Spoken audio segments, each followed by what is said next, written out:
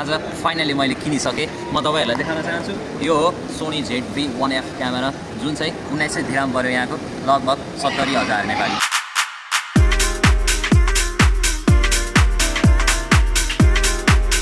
र कस्तो छ के छ भनेर म तपाईहरुलाई अनबक्सिङ गरेर देखाउने छु। Let's go. Oh my god what a camera. म एकदमै सरप्राइज भयो गाइज जब मैले खोलेर हेर्ने यसको क्वालिटीहरू एकदमै बवाल थियो र मैले यो क्यामेरा पहिलेदेखि किन्न सोचिरहेको थिएँ किनकि म कन्टेन्ट क्रिएटिङ र ब्लगिङको लागि चाहिँ क्यामेरा खोजिरहेको थिएँ र त्यो क्यामेरा यो हो जुन क्यामेराले चाहिँ बेस्ट प्राइसमा बेस्ट क्वालिटी दिन्छ र मैले एकदमै राम्रो चोइसमा राम्रो कुरा किने जस्तो फिल भयो मलाई।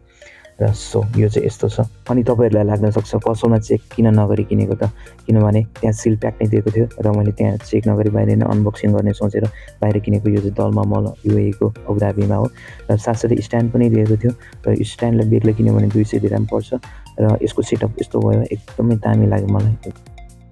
चुम्मा नन्नु न। म धेरै कन्टेन्टहरु ल्याउँदै गर्नेछु, यस्तै भिडियोहरु मेरो आउँदै गर्नेछ है त। Thank you so much.